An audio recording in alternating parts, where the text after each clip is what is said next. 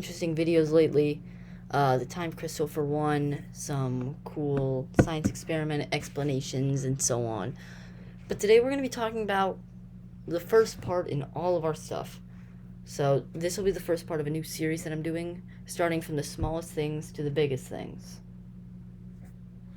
So we're going to start off with a quark, and while some of you guys might know what like leptons and bosons are, we're going to have different videos for each of them, including an entire video for neutrinos, which we'll probably get to later in this video. But let's start out off with a quark. A quark is basically one of the smallest objects that they found, and they make up protons and neutrons. We found 6 versions, up, down, here. So here's what the entire thing is. Up, down, charm, strange, top, and bottom. The only 2 that really have been studied and are known about are the up and down particles. These 2 make up protons and neutrons, as you can see here. Protons would have 2 up particles and 1 down. Neutrons would have 2 down particles and 1 up. As we'll probably talk about as we get farther up or farther bigger, we'll talk about how neutrons have neutral energy and protons have more, which would lead you to the assumption that up particles would technically have more energy. But in this sort of theory, what would happen is we would have a quark, which this isn't correct. This is based on string theory, which we've decided is not a thing. Or not, we don't think that it is yet. A quark would make up a neutron or a proton with these little lines connecting it, which are made of gluons.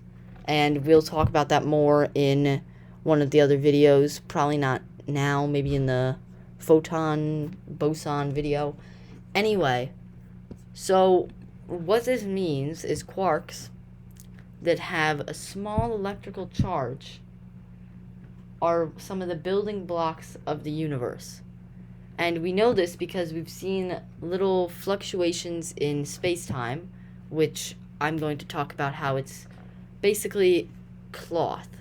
Newton's theory said that it was basically a wood floor, but these days, because of Einstein, we see it as a cloth or maybe a waterbed type surface. Black holes, we'll talk about all that. But this is the quark stuff. I don't really have much else to say, except these are really, really cool things. And, yeah. So let me talk about the strange, charm, and stuff like that. Because they're, like, the up and down are the only ones that are really seen. It doesn't mean we don't know anything about the others. So the strange one is what we believe is in neutron stars and makes up this thing called nuclear pasta, which is the strongest material in the universe. It's basically a quark bath, except because of the high density and pressure and the heat and the energy, the strange quarks basically start forming because they can't form in normal places. Charm quarks, here, I'm going to give you a better example.